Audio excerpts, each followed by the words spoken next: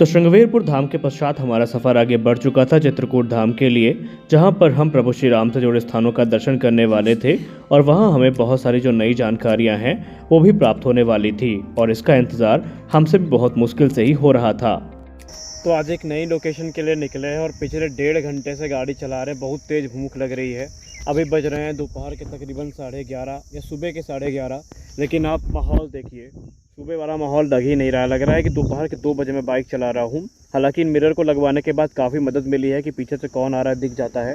इस समय टाइम हो रहा है 11:29 और मुझे बहुत तेज़ भूख लगी है और अब पहले कुछ खाऊंगा, उसके बाद आगे निकलूँगा और आपको बताऊँगा कि मैं जा कहाँ रहा हूँ। तो बिना कुछ खाए पिए सुबह घर से निकला था और बज रहे थे दोपहर के 12:30, जिसके बाद अब भूख काफ़ी तेज़ लगी थी और उस पर अब कंट्रोल नहीं हो पा रहा था। तो मैंने यहाँ पर रुक करके कुछ खाने पीने का फ़ैसला किया और उसके बाद ही अपने सफ़र को आगे बढ़ाने के लिए मैंने प्लान बनाया, क्योंकि मुझे पता था अगर खाऊंगा नहीं तो आगे चल के और भी ज़्यादा प्रॉब्लम मुझे गर्मी में हो सकती है। भाई साहब सुबह 11 बजे से सुबह 9:30 बजे निकले हैं और अब पहुँचे हैं करवी। तो भूख काफ़ी तेज़ लगी थी। मैंने सोचा होटल पे जाके पनीर वनीर ऑर्डर करेंगे, पर वहाँ बना ही नहीं था। तो अब यहाँ पे एक होटल है, वहाँ पे रुके हैं, पिज़्ज़ा ऑर्डर कर रहे हैं, पैक करवाएंगे और जाके अपनी फेवरेट लोकेशन पे खाएंगे और वो कौन सी है वो बहुत जल्दी पता चल जाएगा। लेकिन यहाँ तो खाने का मन नहीं हो रहा है मेरा। वैसे तो एक्सीडेंट के बाद से मैंने मोटो व्लॉग किया नहीं और मेरा मोटो व्लॉगिंग सेटअप अभी कंप्लीट भी नहीं है, लेकिन आज बहुत दिन बाद उसकी कमी मुझे निसंदेह महसूस हुई जब मैं वापस इन रास्तों में आया, क्योंकि यहाँ पे जो नज़ारे थे इनको बार बार रुक के कैप्चर करने में समय तो जा ही रहा था, लेकिन अगर मैं चलती बाइक से कैप्चर करता तो वो रिस्की होता। इसलिए मैंने छोटी छोटी क्लिप्स बनाई और आगे ये फैसला किया कि अब अगर सफ़र इस रास्ते पे होगा तो वो मोटो ब्लॉग के साथ ही होगा, क्योंकि अभी तक मुझे ज़रूरत महसूस नहीं हुई थी। इसलिए मैंने अभी अपने मोटो ब्लॉग सेटअप को कंप्लीट भी नहीं किया था। तो भाई एक लंबे समय तक घूमने के बाद फाइनली अब भूख लगी, खाने की जगह मिली है। हालांकि वो पहाड़ काफ़ी सुंदर है, लेकिन धूप में इस समय कुछ भी सुंदर नहीं लग रहा है। इनफैक्ट मुझे खुद मैं सुंदर नहीं लग रहा। उधर से आया हूँ, ये एक कुटिया बनी है, अब यहाँ बैठ के मैं खाना खाऊँगा। और ये मेरा हेलमेट है। आज ज़िंदगी में पहली बार सच बताऊँ तो मुझे अपने जो मोटो ब्लॉगिंग सेटअप की कमी बहुत समझ में आई भाई, क्योंकि कभी कभी कुछ चीज़ें ऐसी होती है ना कि हमारे सामने हो रही होती है, लेकिन जब तक हम रिएक्ट कर पाएँ वो चली जाती है। तो अब यहाँ बैठ के हम खाना खाएंगे, क्योंकि बहुत तेज़ भूख लगी है और मैं सुबह 9:30 बजे से निकला हूँ और अभी तक कुछ नहीं खाया। बज रहे हैं 1 तकरीबन। हालांकि मैंने पिज़्ज़ा पैक करवा लिया है, लेकिन वहाँ पर भीड़ होने लगी थी और मुझे निकलना भी था। तो मैं कहीं आराम से बैठ खाऊँगा, क्योंकि भाई मुझे पर्सनली भीड़ भाड़ वाली जगह एकदम नहीं पसंद। मुझे अकेले बैठ के खाना पसंद होता है। तो यहीं बैठ के मैं खाना खाऊँगा आराम से, वो भी। भाई टू बी वेरी ऑनेस्ट, मैं होटलों में बैठ के बहुत ज़्यादा खाना खाया हूँ, रेस्टोरेंट में बैठ के बहुत खाना खाया हूँ, लेकिन पहली बार पहाड़ों के बीच में खाना खाने का मौका मिला है। उधर पहाड़ है, उधर भी पूरा पहाड़ है और ये बीच में एक कुटिया है। और मैं पिज़्ज़ा बनवा के लाया था, कितना खुश था, लेकिन पिज़्ज़ा आते आते भरता बन गया भाई गाड़ी में। और यहाँ पे चिली फ्लेक्स आमतौर पे अलग से नहीं दिया जाता, वो इसी पे डाल दिए हैं। ऑरिगेनो भी उसी में पड़ ही गया है और टोमेटो सॉस यही काम चलाऊ वाला है। तो मैं नहीं दिखाऊंगा भाई नाम, किसी की दुकान को बदनाम क्यों करूं। तो ये बैग रखा है और ज़मीन पे मैं ही बैठा हूं। हालांकि मैं कपड़ा लिया तो उसको बिछा के बैठ गया हूं।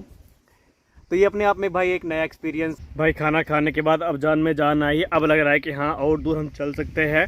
और बगल में है कुटिया और यकीन करिए इतना तेज़ मुझे नींद आ रही है। मेरा बस चल रहा है, अगर मेरा बस चले तो मैं दरी बिछा के ये पीछे जो कुटिया है यहीं पर सो जाऊँ। ये किसी साधु महाराज की कुटिया होगी या जो भी हो, बगल में मंदिर भी है। वो बढ़िया नींद आ रही मुझे, मेरा मन यहाँ पे सोने का कर रहा है।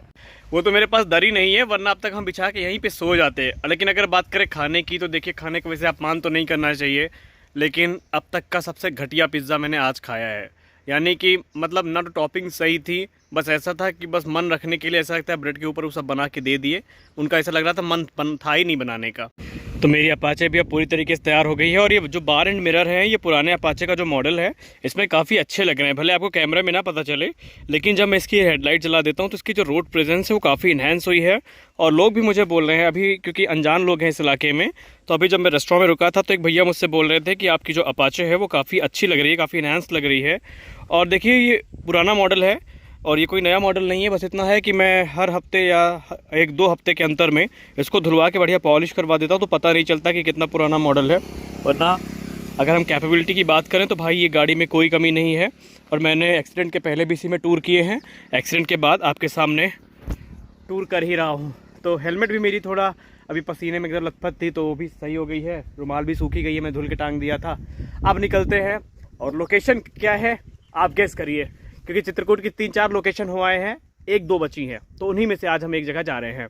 सफर को शुरू करते ही सबसे पहले दर्शन होते हैं हनुमान धारा के, जो कि पहाड़ पे ऊपर दिख रहा है आपको। हालांकि मेरा मन तो बहुत था, लेकिन क्योंकि इस मौसम में गर्मी बहुत ज़्यादा है और पत्थर एकदम गर्म होंगे और नंगे पैरों पे चल पाना इतनी दोपहर में काफ़ी ज़्यादा मुश्किल है, इसलिए फ़िलहाल तो मैंने इस प्लान को ड्रॉप कर दिया। लेकिन अगर टाइम मिला तो वापस आते समय मैं हनुमान धारा का दर्शन ज़रूर करूँगा। हालांकि अब यहाँ पर रोपवे की सुविधा है, लेकिन पर्सनली मुझे किसी भी भक्ति धाम में रोपवे से जाना पसंद नहीं है। जब भगवान ने पैर सही सलामत दिए हैं तो उन्हीं का इस्तेमाल किया जाए और भक्ति भाव से उनका दर्शन करने पहुंचा जाए। तो इस समय खड़ा हूँ हनुमान धारा में, और हनुमान धारा का जो पूरा वीडियो है वो मैंने ऑलरेडी बना के रखा है। मेरे जस्ट पीछे वो हनुमान धारा मंदिर है, अगर आप देख पा रहे होंगे वहाँ पे। और अगर आप इस वीडियो को देखना चाहते हैं तो मैंने एक पूरा डिटेल वीडियो बनाया हुआ है, जिसकी लिंक मैं आपको डिस्क्रिप्शन पे दे दूंगा। हालांकि मैंने अभी आपको जूम करके दिखाया है। रास्ते में पहले हनुमान धारा पड़ा है, इसके बाद पड़ेगा कामतानाथ स्वामी, रामघाट, उसके बाद सती अनुसुईया। लेकिन आज मैं जहाँ पे जा रहा हूँ वो लोकेशन एकदम अलग है, शायद वो कोई मंदिर नहीं है। चलो वहीं जाके देखते हैं कि वो जगह है कौन सी। तो हनुमान धारा से आगे बढ़ते ही हम पहुंच चुके थे रामघाट। रामघाट अपनी शाम की आरती के लिए काफ़ी ज़्यादा प्रसिद्ध है और यहाँ पर जो श्रद्धालु हैं वो बड़ी संख्या में आते रहते हैं। मैंने भी यही डिसाइड किया है कि अगर वापस आते समय मेरे पास टाइम रहा तो मैं शाम की आरती को ज़रूर देखूंगा। लेकिन फिलहाल अभी जो मेरी प्राथमिकता है वो एक ऐसे स्थान पर जाने की है जहाँ पर प्रभु श्री राम ने एक लंबा समय बिताया था, और उस स्थान को क्या कहते हैं आपको थोड़ी देर में पता चल जाएगा। तो तकरीबन 25 मिनट गाड़ी चलाने के बाद finally we are here at Sphatik Shila. और स्फटिक शिला के बारे में पहले भी ऑलरेडी मैं एक बार बता चुका हूँ, लेकिन आज और मज़ा आने वाला है। तो स्फटिक शिला पहुँच चुके हैं, और स्फटिक शिला में क्या हुआ था, कैसे हुआ था, ये सारी चीज़ें अभी आपको एक डिटेल वीडियो में बताई जाएंगी। लास्ट टाइम हमने कुछ गलती करी थी, लेकिन वो गलती इस बार नहीं होगी। और व्यू की बात करें भाई साहब, तो ऐसे व्यू देख के पूरी थकान दूर हो जाती है यार। इस तरह घने पेड़ हो, यहाँ पर बढ़िया चटाई बिछा के सो जाया जाए। सामने वहाँ पर स्फटिक शिला है जहाँ पर हम लोग जाने वाले हैं, और यहाँ बंदर बहुत है, इसलिए मुझे अपना फ़ोन बचाना पड़ेगा।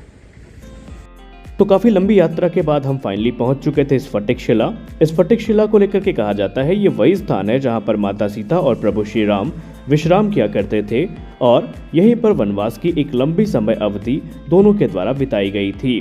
कहा तो ये भी जाता है कि इस स्थान में आज भी माता सीता और प्रभु श्री राम के चरण चिन्ह उपस्थित हैं, जिनके दर्शन करने के लिए श्रद्धालु काफ़ी दूर दूर से आते हैं। और यहाँ पर कई पौराणिक कथाएं भी जुड़ी हैं, जिसके बारे में आज के अपने इस वीडियो में हम विस्तार से बात करेंगे। लेकिन उसके पहले आइए आपको दर्शन कराते हैं स्फटिक शिला के। स्फटिक शिला वो स्थान है जहां पर माता सीता और प्रभु श्री राम ने अपने वनवास का एक सबसे अच्छा समय व्यतीत किया।